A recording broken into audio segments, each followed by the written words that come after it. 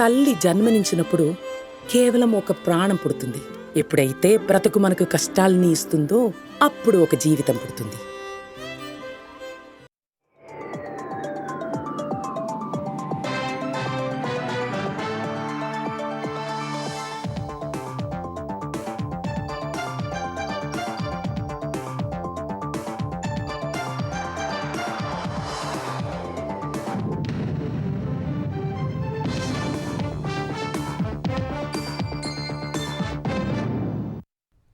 నమస్కారం, ఈటీవీ న్యూస్కు స్వాగతం. ముందుగా ముఖ్యాంశాలు.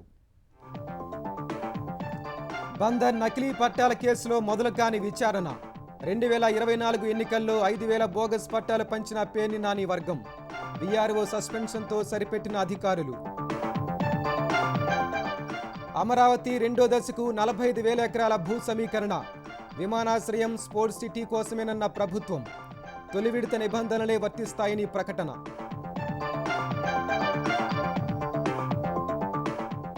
తెలంగాణలో నేటి నుంచి భూభారతి సదస్సులు. ఈ నెల 20వ తేదీ వరకు మండలాల్లో సమావేశాలు. సమస్యల పరిష్కారమే లక్ష్యమన్న సర్కార్. కాళేశ్వరం విజిలెన్స్ నివేదికపై కదలిక. తదుపరి చర్యలపై ప్రభుత్వం సమాలోచనలు. ఎల్లుండి జరిగే కేబినెట్ భేటీలో తుది నిర్ణయం. డ్రగ్స్ పెడ్లర్ అవతారమెత్తిన తిరుపతి కానిస్టేబుల్. హైదరాబాద్లో 5 సభ్యుల ముఠా అరెస్ట్. 2 కోట్ల విలువైన మాదక ద్రవ్యాలు స్వాధీనం. వక్ఫ్ ఆస్తులో రిజిస్ట్రేషన్ తప్పనిసరి చేసిన కేంద్రం. ఈ నెల 6న ఉమిద్ పోర్టుల ప్రారంభం. పారదర్శకతే లక్ష్యమన్న ప్రభుత్వ వర్గాలు. ఉక్రెయిన్తో కాల్పుల విరమణను తిరస్కరించిన రష్యా. గంటలోపే ముగిసిన శాంతి చర్చలు. సైనికుల మృతదేహాల అప్పగింతకు అంగీకారం.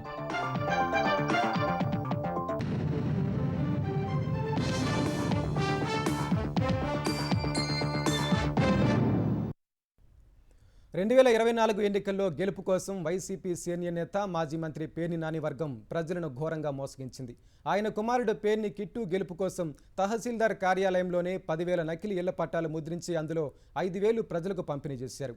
నకిలీ ఇళ్ల పట్టాలతో ప్రలోభపెట్టి ఓట్లు దండుకోవాలనుకున్నారు. ఈ వ్యవహారంపై ప్రస్తుతం మంత్రిగా ఉన్న కొల్లు రవీంద్ర ధర్నా చేశారు. ఇలాంటి కేసులో గన్నవరం మాజీ ఎమ్మెల్యే వల్లభనేని వంశీ ప్రస్తుతం రిమాండ్లో ఉండగా పేర్ని నానికి మాత్రం మినహాయింపు ఇవ్వటం అంతుచిక్కని ప్రశ్నగా మారింది. 2024 ఎన్నికల్లో మచిలీపట్నం నియోజకవర్గంలో వైసీపీ అభ్యర్థి పేర్ని కృష్ణమూర్తి అలియాస్ కిట్టును గెలిపించడం కోసం ఆయన వర్గీయులు బరి తెగించారు. ఓటర్లను ప్రలోభపెట్టేందుకు నకిలీ పత్రాలు, ఫోర్జరీ సంతకాలతో 10,000కు పైగా నకిలీ ఇళ్ల పట్టాలు ముద్రించి వాటిలో 5,000 పట్టాల్ని పంచేశారు. 2019 ఎన్నికల సమయంలో ఇలాంటి మోసానికే పాల్పడిన గన్నవరం మాజీ ఎమ్మెల్యే వల్లభనేని వంశీ ప్రస్తుతం రిమాండ్లో ఉన్నారు. వైసీపీ ప్రభుత్వం అధికారంలో ఉండడం, కిట్టు తండ్రి నాటి మంత్రి పేర్ని నాని కావడంతో అతడిపై ఎలాంటి కేసు పెట్టలేదు. అంతటి తీవ్రమైన నేరానికి పాల్పడినట్లు ఆరోపణలు వచ్చినా ఎన్నికల సంఘము తీవ్రంగా పరిగణించలేదు. కూటమి ప్రభుత్వం ఏర్పడి ఏడాది దాటినా ఆ ఘటనపై విచారణకు ఆదేశించలేదు. గన్నవరం ఘటనపై కేసు పెట్టినప్పుడు మచిలీపట్నం వ్యవహారంపై ఎందుకు విచారణ జరపడం లేదనే ప్రశ్నలు తలెత్తుతున్నాయి. 2024 మార్చిలో కిట్టు వర్గీయులు ఏకంగా మచిలీపట్నం తహసీల్దార్ కార్యాలయంలోనే నకిలీ పట్టాలు తయారు చేశారు. రెవెన్యూ రికార్డుల్లోనే లేని సర్వే నంబర్లతో రోడ్డు మార్జిన్ స్థలాలు, చెరువుగట్లు, శ్మశాన వాటికల స్థలాలున్న సర్వే నంబర్లతో నకిలీ పట్టాలు రూపొందించారు. అంతకుముందే బదిలీపై వెళ్లిన తహసీల్దార్ సునీల్ సంతకాలతో వాటిని తయారు చేశారు. వాటిపై అప్పటి ముఖ్యమంత్రి జగన్ చిత్రం ముద్రించి మరీ నాని, కిట్టు ఇంటింటికి వెళ్లి 5,000 పట్టాలు పంపిణీ చేశారు. తిరిగి తాము గెలిస్తేనే ఆ పట్టాలు చెల్లుతాయని, ఓటు తమకే వెయ్యాలని ప్రచారం చేశారు. మాకు ఎలక్షన్ ముందు పట్టాలు ఇచ్చారండి. కిట్టు గారు వచ్చి పట్టాలు ఇచ్చారు మాకు. ఈ పట్టాల మీద మీకు లోన్ వస్తుందో తెచ్చుకుని ఇల్లు కట్టుకోవచ్చు అని చెప్పారు అప్పుడు. అయితే మేము ఇల్లు రేకుల షెడ్లు తీసి మళ్ళీ ఇల్లు కట్టుకుందాం అని చెప్పేసి మేము ఈ పట్టా తీసుకెళ్లి బ్యాంకులో చూపించాము. ఏమో చల్లవని చెప్పారు. దాదాపుగా ఒక 100 పట్టాల దాకా ఇక్కడ మాకు ఇచ్చారండి. ఓట్ల ముందు ఓట్లు వేయించుకోవడానికి ఆ రోజు ఎంఆర్ ఆఫీస్ లో నైట్ పూట ముద్రించి ఆ రోజున ఉన్నటువంటి వాలంటీర్స్ తో ఇవ్వడం జరిగిందండి ఇళ్ల పట్టాలు. మీరు వాళ్ళని వాడుకున్నారు ఆ రోజున. ఇవాళ వీళ్ళ పరిస్థితి ఏంటి? చంద్రబాబు నాయుడు గారిని, మా మినిస్టర్ గారు కొల్లు రవీంద్ర గారిని వీళ్ళని ఏదన్నా న్యాయం చేయాలని చెప్పని కోరుకుంటున్నాం. నకిలీ పట్టాలు పంచుతున్న విషయం తెలిసి అప్పటి టీడీపీ అభ్యర్థి ప్రస్తుత మంత్రి కొల్లు రవీంద్ర పార్టీ నాయకులు తహసీల్దార్ కార్యాలయం వద్ద ధర్నా చేశారు. అప్పటి కృష్ణా జిల్లా సంయుక్త కలెక్టర్ గీతాంజలి శర్మ తహసీల్దార్ కార్యాలయానికి వెళ్లి పంచడానికి సిద్ధంగా ఉంచిన నకిలీ పట్టాల్ని స్వాధీనం చేసుకున్నారు. కేసు నమోదు చేసి చర్యలు చేపడతామన్నారు. అంతా జరిగి ఏడాది దాటినా కనీసం విచారణకు ఆదేశించలేదు. 23/9/2024 మళ్ళా ఒక ఫిర్యాదు పెట్టడం జరిగింది. దాని మీద జిల్లా కలెక్టర్ గారు ఒక ఎండార్స్మెంట్ ఇచ్చారు. ఈ దొంగ పట్టాలు తయారు చేసినటువంటి అధికారులైన సునీల్ బాబు గారి మీద, వనజాక్షి గారి మీద CCLAకి రాశాము. వాళ్ళ దగ్గర నుంచి సమాధానం రాగానే తిరిగి చర్యలు తీసుకుంటామని చెప్పేసి సమాచారం ఇచ్చారు. సంవత్సరం గడుస్తున్నా కూడా ఇంకా ఈ దొంగ పట్టాల మీద ఎక్కడేసిన గొంగలు అక్కడే ఉంది. నకిలీ పట్టాల పంపిణీకి కారకులంటూ అప్పట్లో ఓ వీఆర్ఓను సస్పెండ్ చేసి చేతులు దులిపేసుకున్నారు. ఈ వ్యవహారంలో కీలకంగా వ్యవహరించిన అప్పటి తహసీల్దార్, డిప్యూటీ తహసీల్దార్లపై ఎలాంటి చర్యలు లేవు. తహసీల్దార్ కార్యాలయంలో రాత్రివేళ నకిలీ పట్టాలు తయారు చేస్తుండగా కొల్లు రవీంద్ర సహా టీడీపీ నేతలు వెళ్లి ఆందోళన చేపట్టడంతో రాత్రి 11 గంటల సమయంలో సమాచార పౌర సంబంధాల శాఖ జిల్లా కార్యాలయం ఆ వార్తల్లో వాస్తవం లేదని, అక్కడ ఎలాంటి పత్రాలు దొరకలేదని ఓ ప్రకటన జారీ చేసింది. కానీ అదే రోజు రాత్రి 12:30 సమయంలో అక్కడికొచ్చిన జేసీ నకిలీ పత్రాలు స్వాధీనం చేసుకుని వెంట తీసుకెళ్లారు. అప్పట్లో తప్పుడు ప్రకటన జారీ చేసిన అధికారులపైన, వారితో ఆ ప్రకటన జారీ చేయించిన వారిపైన ఇంతవరకు చర్యల్లేవు.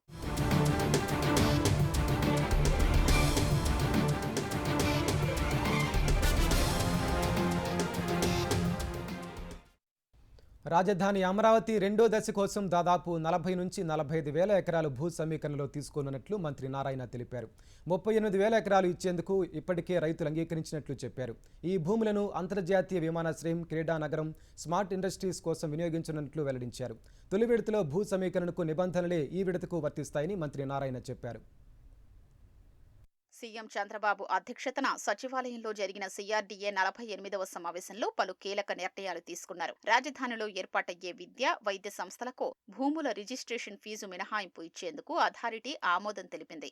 రెండో దశ భూ సమీకరణ వివరాల్ని మంత్రి నారాయణ వివరించారు. తొలి దశలో 217 చదరపు కిలోమీటర్ల పరిధిలో భూ సమీకరణకు అనుసరించిన నిబంధనలే రెండో దశకు వర్తిస్తాయని ప్రకటించారు. 5,000 ఎకరాల్లో విమానాశ్రయం, 2,500 ఎకరాల్లో స్మార్ట్ ఇండస్ట్రీస్, మరో 2,500 ఎకరాల్లో స్పోర్ట్స్ సిటీ ఏర్పాటు చేయనున్నట్లు మంత్రి తెలిపారు. సుమారు 38,000 ఎకరాలు భూ సమీకరణ ద్వారా ఇచ్చేందుకు రైతులు ఇప్పటికే స్వచ్ఛందంగా ముందుకొచ్చినట్లు మంత్రి పి. నారాయణ చెప్పారు. ముఖ్యమంత్రి గారు రాబోయే 50 సంవత్సరాలను దృష్టిలో పెట్టుకుని, 100 సంవత్సరాలు దృష్టిలో పెట్టుకుని ఏ విధంగా అయితే హైదరాబాద్లో ఆ రోజు 5,000 ఎకరాలతో ఒక ఎయిర్పోర్ట్ని నిర్మించారో, శంషాబాద్ ఎయిర్పోర్టు, ఆ ఎయిర్పోర్ట్ ఆ రోజు నిర్మించకుండా ఉంటే ఏదైతే ముందున్న ఎయిర్పోర్ట్లో 10% ఫ్లైట్లు కూడా దిగలేవు. ఫ్లైట్లు దిగినప్పుడు ఇన్వెస్టర్స్ రారు. ఇన్వెస్టర్స్ని అట్రాక్ట్ చేయాలంటే ఖచ్చితంగా ఇంటర్నేషనల్ ఫ్లైట్స్ దిగేటట్టుగా ఉండాలా. అదే విధంగా అదే దృష్టిలో పెట్టుకుని ముఖ్యమంత్రి గారు ఫ్యూచర్లో మనకున్న ఎయిర్పోర్ట్ సరిపోదు, ఇక్కడికి ఇన్వెస్టర్స్ రావాలంటే ఖచ్చితంగా 5,000 ఎకరాలతో ఒక మంచి ఎయిర్పోర్ట్ నిర్మించాలని ఆదేశించారు. రాజధాని నిర్మాణానికి తొలి దశలో రైతుల నుంచి తీసుకున్న 34,000 ఎకరాలకు విలువ పెరగాలన్నా, అది నిలబడాలన్నా స్మార్ట్ ఇండస్ట్రీస్ అవసరమని మంత్రి నారాయణ చెప్పారు. అమరావతి మాస్టర్ ప్లాన్లో స్పోర్ట్స్ సిటీ కోసం 120 ఎకరాలు, 2,500 ఎకరాల్లో అంతర్జాతీయ క్రీడా సదుపాయాలు అభివృద్ధి చేయాలని నిర్ణయించినట్లు మంత్రి తెలిపారు. స్మార్ట్ ఇండస్ట్రీస్కి ఒక 2,500 ఎకరాలు, అదేవిధంగా ఒక ఇంటర్నేషనల్ స్పోర్ట్స్ సిటీ నిర్మిస్తే సంవత్సరానికి 2-3 యాక్టివిటీస్ జరిగిన దానివల్ల అనేక హోటల్స్ వస్తాయి, అవి ఫిల్ అవుతాయి. ప్రభుత్వానికి GST పెరుగుతుంది, సర్వీస్ సెక్టర్ కూడా పెరుగుతుంది. దానివల్ల ఎంతో మందికి ఎంప్లాయ్మెంట్ వస్తుందనే ఉద్దేశంతో ఈ 3 ప్రాజెక్టులు టేకప్ చేయమన్నారు. అయితే ఆ 3 ప్రాజెక్టుకి ల్యాండ్ అక్విజిషన్, ల్యాండ్ పుల్లింగ్ అనే డెసిషన్లో అక్కడున్న ప్రజాప్రతినిధులు అధికారులకు ఇన్స్ట్రక్షన్ ఇచ్చాం. దాదాపు 24,000 ఎకరాలను యాక్చువల్గా ల్యాండ్ పుల్లింగ్కి ఇవ్వడానికి వాళ్ళు యాక్సెప్ట్ చేశారు. మిగతా ప్లేస్లో కూడా యాక్చువల్గా వర్కౌట్ చేస్తున్నారు. అంటే ఇప్పుడు ఏదైతే land pulling rules and regulations పెట్టామో అది 217 చదరపు కిలోమీటర్లకే ఆల్రెడీ ఉన్నదానికే, వాటిని ఎక్స్టెండ్ చేసేదానికి అథారిటీలో పర్మిషన్ తీసుకున్నాం. రాజధానిలో స్టార్టప్ ఏరియా ప్రాజెక్టు కోసం సింగపూర్ సంస్థల కన్సార్షియంను ఆహ్వానించినట్లు మంత్రి నారాయణ చెప్పారు. కానీ గత వైసీపీ ప్రభుత్వం పెట్టిన ఇబ్బందులతో వెనకడుగు వేస్తున్నారని తెలిపారు. వారిని మళ్లీ రప్పించేందుకు ప్రయత్నిస్తున్నామని, లేకుంటే ప్రత్యామ్నాయ ఏర్పాట్లు చేస్తామని మంత్రి నారాయణ తెలిపారు. పోలవరం బనకచెర్ల ప్రాజెక్టుపై తమ ప్రతిపాదనల్ని ఏపీ ప్రభుత్వం కేంద్రం ముందుకు తీసుకెళ్లింది. ఢిల్లీలో కేంద్రం అధికారులతో భేటీ అయిన ఏపీ ఆర్థిక జలవనరుల శాఖ అధికారులు ఈ ప్రాజెక్టు నదుల అనుసంధానానికి కీలకమని ప్రజెంటేషన్ ఇచ్చారు. దీని ద్వారా గోదావరి వరద జలాల్లో నుంచి మొత్తంగా 246 టీఎంసీల నీటిని 100 రోజుల్లో మళ్లించాలన్నది లక్ష్యమని తెలిపారు. ప్రాజెక్టు నిర్మాణానికి నిధుల సమీకరణ ఇతర అంశాలపై కేంద్రం ప్రశ్నలకు ఏపీ అధికారులు సమాధానమిచ్చారు. పోలవరం బనకచెర్ల అనుసంధానానికి సంబంధించి పూర్తిస్థాయి ప్రాజెక్టు నివేదిక డీపీఆర్ను త్వరగా సమర్పించాలని కేంద్ర ఆర్థిక శాఖ అదనపు కార్యదర్శి సజ్జన్ యాదవ్ రాష్ట్ర అధికారులకు సూచించారు. ముఖ్యమంత్రి చంద్రబాబు ఇటీవల ఢిల్లీ పర్యటనలో భాగంగా పలువురు కేంద్ర మంత్రులను కలిసిన సందర్భంలో ఈ ప్రాజెక్టును ఏపీకి గేమ్ చేంజర్ గా అభివర్ణిస్తూ సత్వరమే చేపట్టాల్సిన అవసరాన్ని వివరించారు. నిధులు సమకూర్చడంపై కేంద్ర పెద్దల్ని అభ్యర్థించారు. ఈ నేపథ్యంలో తొలిసారి కేంద్ర ఆర్థిక జలశక్తి శాఖల అధికారులు ఢిల్లీలో సోమవారం సమావేశం నిర్వహించారు.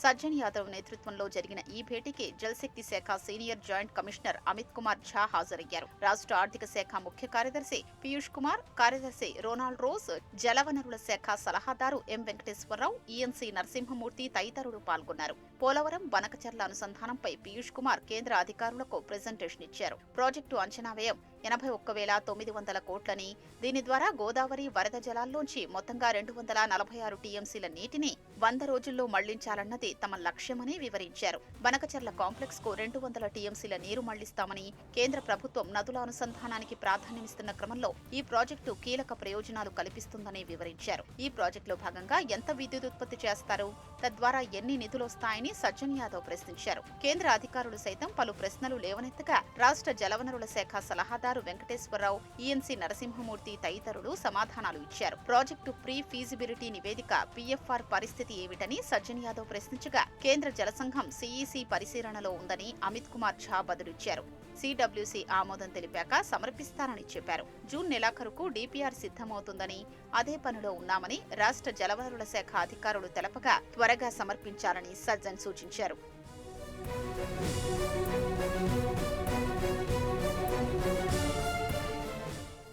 ఈ ప్రాజెక్టును ఏ ఫార్ములాలో చేపట్టారన్న విషయమై కొంత చర్చ జరిగినట్లు తెలిసింది. ఇప్పటిదాకా రాష్ట్ర ఆర్థిక శాఖ అధికారులు తాము చేసిన కసరత్తును వివరించారు. కేంద్ర సాయం, రాష్ట్ర ప్రభుత్వం నుంచి కొన్ని నిధులు, కొంత అప్పు, యాన్యుటీ నమూనాలో పని చేపట్టే గుత్తేదారులు కొంత మొత్తం వెచ్చించేలా ఒక ఫార్ములా ప్రస్తుతానికి ప్రతిపాదిస్తున్నారు. మరింత లోతుగా పరిశీలించి ఫార్ములా సిద్ధం చేయాలన్న అభిప్రాయం సమావేశంలో వ్యక్తమైంది. వినూత్న మౌలిక సదుపాయాలు కల్పించడం ద్వారా ఏపీని ప్రపంచ టెక్ హబ్గా తీర్చిదిద్దేందుకున్న అవకాశాలపై నాస్కాం ప్రతినిధులతో చర్చించినట్లు సీఎం చంద్రబాబు తెలిపారు. నాస్కాం అధ్యక్షులు రాజేష్ నంబియార్, ఉపాధ్యక్షులు శ్రీకాంత్ శ్రీనివాసన్తో కూడిన ప్రతినిధుల బృందంతో AI, quantum, government tech innovation sand box వంటి రంగాల్లో రియల్ వరల్డ్ పైలట్ టెస్టింగ్ అంశాల గురించి ప్రధానంగా చర్చించినట్లు చెప్పారు. 100K tech apprentice program, green data మౌలిక సదుపాయాలు, కోస్టల్ క్లౌడ్, సైబర్ కారిడార్, గ్రామీణ టెక్ పరిష్కారాల కోసం ఆంధ్ర ఫర్ భారత్ వంటి అంశాలపైన ఆలోచనలు పంచుకున్నట్లు సీఎం చంద్రబాబు ఎక్స్లో పోస్టు పెట్టారు. కొత్త రెవెన్యూ చట్టం భూభారతి అమలులో భాగంగా తెలంగాణ ప్రభుత్వం నేటి నుంచి రెవెన్యూ సదస్సులు నిర్వహించనుంది. ఈ నెల 20వ తేదీ వరకు మండలాల్లో సమావేశాలు జరపనుంది. భూభారతిపై ప్రజలకు అవగాహన కల్పించడంతో పాటు భూ సమస్యల పరిష్కారమే ఈ సదస్సుల లక్ష్యమని ప్రభుత్వం ప్రకటించింది. నేటి నుంచి రాష్ట్ర వ్యాప్తంగా రెవెన్యూ సదస్సులు నిర్వహించాలని ప్రభుత్వం నిర్ణయించింది. ఏడాదిలోపు భూ ప్రక్షాళన పూర్తి చేయాలని నిర్ణయించిన సర్కార్ ప్రతి కమతానికి సరిహద్దులతో కూడిన మ్యాప్ను అందుబాటులోకి తీసుకురానుంది. గ్రామస్థాయిలో రెవెన్యూ వ్యవస్థను పునరుద్ధరించడంతో పాటు సర్వేయర్ల సంఖ్యను పెంచేందుకు ప్రభుత్వం కసరత్తు కొనసాగుతుంది. లక్షలాది సంఖ్యలో ఉన్న ధరణి సమస్యలతో పాటు ఇతర భూ సమస్యలను పరిష్కరించేందుకు రెవెన్యూ సదస్సులు నిర్వహిస్తున్నట్లు మంత్రి పొంగులేటి శ్రీనివాసరెడ్డి స్పష్టం చేశారు. కొత్త రెవెన్యూ చట్టం భూభారతి పై అవగాహన కల్పించడంతో పాటు పైసా ఖర్చు లేకుండా భూ సమస్యల తక్షణ పరిష్కారానికి సదస్సులు వేదిక కానున్నాయి.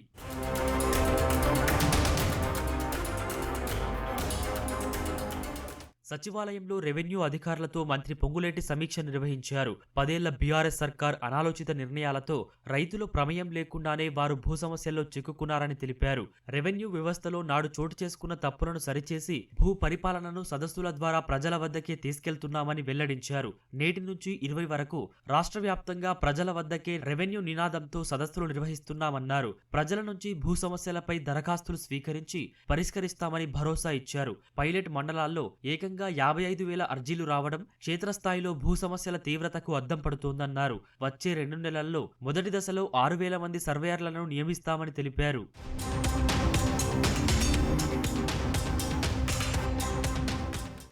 సాదా బైనామాలకు చెందిన పెండింగ్లో ఉన్న 9 లక్షల దరఖాస్తులను క్షేత్రస్థాయిలో పరిశీలన చేసి అర్హమైన వాటిని పరిష్కరించాలని ప్రభుత్వం నిర్ణయించింది. భూభారతి చట్టంతో 18 రకాలైన భూమి మ్యూటేషన్ చేసుకునే వెసులుబాటు కల్పించింది. వక్ఫ్ ఆస్తుల రిజిస్ట్రేషన్ను క్రమబద్ధీకరించడానికి జూన్ 6న కేంద్రం ఉమీద్ పోర్టల్ను ప్రారంభించనుంది. వక్ఫ్ ఆస్తుల రిజిస్ట్రేషన్ ప్రక్రియను సులభతరం చేయడమే లక్ష్యంగా ఈ పోర్టల్ను రూపొందించనున్నట్లు కేంద్రం తెలిపింది. ఈ పోర్టల్లో దరఖాస్తు తర్వాత 6 నెలల్లోపు తప్పనిసరిగా రిజిస్ట్రేషన్ ప్రక్రియ పూర్తి చేయాల్సి ఉంటుంది. మహిళల పేరిట ఉన్న ఆస్తుల్ని వక్ఫ్గా ప్రకటించడానికి వీలుండదు. వక్ఫ్ ఆస్తుల లబ్ధిదారులు మహిళలు, పిల్లలు, పేదలే ఉంటారు. రిజిస్ట్రేషన్ కోసం కొలతలు పూర్తయి జియో ట్యాగ్ చేసిన స్థలాలు తప్పనిసరి. రాష్ట్రాల వక్ఫ్ బోర్డులు రిజిస్ట్రేషన్ ప్రక్రియను పర్యవేక్షిస్తాయి. నిర్ణీత కాల పరిమితిలోపు నమోదు చేయని ఆస్తులను వివాదాస్పదంగా పరిగణించి ట్రిబ్యునల్కు సూచిస్తారు. కాగా వక్ఫ్ సవరణ చట్టానికి వ్యతిరేకంగా సుప్రీంలో పలు పిటిషన్లు దాఖలయ్యాయి. వక్ఫ్ ఆస్తుల నిర్వహణలో కేంద్రం అనవసర జోక్యం చేసుకునేందుకే చట్టాన్ని తెచ్చారని పిటిషనర్లు వాదించారు. అయితే కేంద్రం మాత్రం చట్టం రాజ్యాంగ హామీలను ఉల్లంఘించడం లేదని సుప్రీంకోర్టుకు తెలిపింది. మేడిగడ్డ సహా కాళేశ్వరం ఆనకట్టలకు సంబంధించి తదుపరి కార్యాచరణపై తెలంగాణ ప్రభుత్వం దృష్టి సారించింది. ఎన్డీఎస్ఏ నిపుణుల కమిటీ సహా విజిలెన్స్ కమిషన్ నివేదికల ఆధారంగా తీసుకోవాల్సిన చర్యలపై ఎల్లుండి జరిగే మంత్రివర్గ సమావేశంలో చర్చించనుంది. ఇందుకోసం నీటిపారుదల శాఖ పవర్ పాయింట్ ప్రజెంటేషన్ సిద్ధం చేస్తోంది. కాళేశ్వరం ప్రాజెక్టులో భాగంగా నిర్మించిన మేడిగడ్డ, అన్నారం, సుందిళ్ల ఆనకట్టలకు సంబంధించి తెలంగాణ ప్రభుత్వం తదుపరి కార్యాచరణకు సిద్ధమవుతోంది. బ్యారేజీల్లో లోపాలు, చేయాల్సిన పరీక్షలు, తీసుకోవాల్సిన చర్యలపై జాతీయ డ్యాం సేఫ్టీ అథారిటీ నిపుణుల కమిటీ ప్రభుత్వానికి తుది నివేదిక ఇచ్చింది. 3 బ్యారేజీలకు వివిధ పరీక్షలు చేయాలని సూచించింది. లోపాలు, కారణాలపై అవగాహనకొచ్చాక ఆ మేరకు చర్యలు చేపట్టాలని నివేదిక పేర్కొంది. ఈ నివేదికపై కార్యాచరణ కోసం సంబంధిత ఇంజనీర్ల అభిప్రాయం కూడా ప్రభుత్వం కోరనుంది. నిర్మాణ సంస్థల నుంచి పరీక్షలు, వాటికి సంబంధించి వివరాలు కోరింది. ఎన్డీఎస్ఏ నివేదికపై నీటిపారుదల శాఖకు లేఖలు రాసిన ఎల్ఎన్టీ, ఆఫ్కాన్స్ సంస్థలు అందులో తమ అభ్యంతరాలు తెలిపాయి. నివేదికలో కొన్ని అంశాలకు పొంతన లేదని, నాణ్యతా వివరాల్ని ఎప్పటికప్పుడు అందించినట్లు పేర్కొన్నాయి. వాటిని పరిగణలోకి తీసుకోవడంతో పాటు ఎన్డీఎస్ఏ నివేదికను అప్డేట్ చేయాలని నీటిపారుదల శాఖను కోరాయి. బ్యారేజీలకు ఎన్డీఎస్ఏ సూచించిన పరీక్షలు, తీసుకోవాల్సిన చర్యలపై ఓ కమిటీ వేయాలని తెలంగాణ ప్రభుత్వం నిర్ణయించింది. కేంద్ర జలసంఘం మాజీ చైర్మన్ ఏబీ పాండ్యా నేతృత్వంలో ఓ కమిటీ ఏర్పాటు చేయనుంది. కాళేశ్వరం అంశంపై ఆదివారం మంత్రులతో సమావేశమైన సీఎం రేవంత్ రెడ్డి ఎలా ముందుకెళ్లాలనే విషయమై సుదీర్ఘంగా చర్చించినట్లు తెలిసింది. లోపాలు, వైఫల్యాలకు సంబంధించి పూర్తి అవగాహన వచ్చే అవకాశం లేకుండా పోయిందని, అందుకు గ్రౌటింగ్ చేయడమే కారణమని సీఎం రేవంత్ రెడ్డి పేర్కొన్నట్లు సమాచారం. అసలు గ్రౌటింగ్ ఎందుకు చేశారు, ఎవరు నిర్ణయం తీసుకున్నారని మంత్రులు కొందరు అడిగినట్లు తెలిసింది.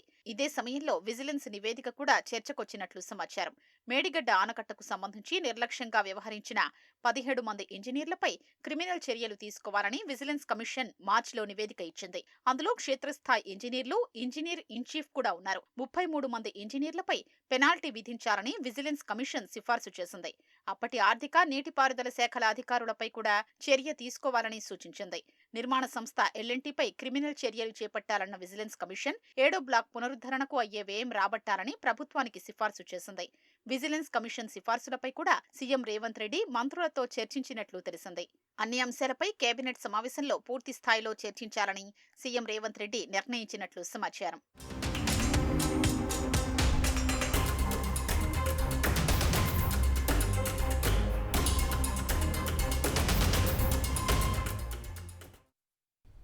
దేశంలో ఎక్కడా లేని విధంగా ఇందిరమ్మ ప్రభుత్వంలో అర్హులందరికీ సంక్షేమ ఫలాలు అందిస్తున్నట్లు తెలంగాణ రెవెన్యూ శాఖ మంత్రి పొంగులేటి శ్రీనివాసరెడ్డి చెప్పారు.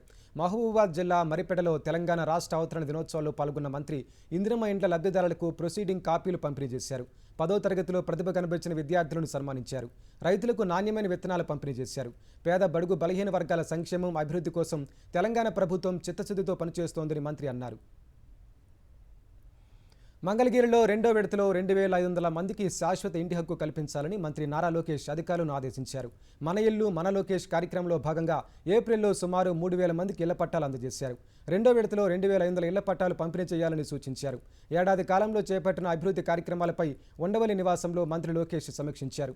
మంగళగిరిలో U1, I2 జోన్లు, భవన నిర్మాణ అనుమతులు CRDA నుంచి MTMCకి బదిలీ చేసే అంశంపై చర్చించారు. భూగర్భ డ్రైనేజీ, స్టోమ్ వాటర్ డ్రైన్స్, తాగునీరు, అండర్ గ్రౌండ్ గ్యాస్, పవర్ ప్రాజెక్టులపై చర్చించారు. ఆగస్టు నాటికి డిపిఆర్లు సిద్ధం చేసి అన్ని పనులు ఒకేసారి ప్రారంభించేందుకు చర్యలు తీసుకోవాలన్నారు. మంగళగిరి పానకాల లక్ష్మీనరసింహస్వామి ఆలయం అభివృద్ధి ప్రణాళికపై చర్చించిన మంత్రి లోకేష్ డిజైన్స్ పకడ్బందీగా తయారు చేయాలని ఆదేశించారు. 5 సభ్యులతో కలిసి అంతరాష్ట్ర డ్రగ్స్ ముఠా నడుపుతున్న తిరుపతికి చెందిన కానిస్టేబుల్ను పోలీసులు అరెస్టు చేశారు. బాపట్ల జిల్లా అద్దంకి నుంచి హైదరాబాద్ కూకట్పల్లికి 2 కోట్ల విలువైన మాదక ద్రవ్యాలు తరలిస్తుండగా ఈ ముఠా సైబరాబాద్ ఎస్ఓటి పోలీసులకు చిక్కింది.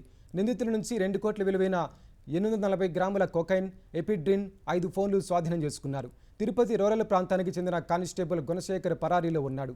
గుర్తు తెలియని వ్యక్తుల ద్వారా 840 గ్రాముల కొకైన్, ఎపిడ్రిన్ తెప్పించినట్లు గుర్తించారు. కానిస్టేబుల్ మినహా మిగతా 5గురిని కూకట్పల్లి పరిధి ఆల్విన్ కాలనీలో పోలీస్ స్టేషన్కు తరలించారు.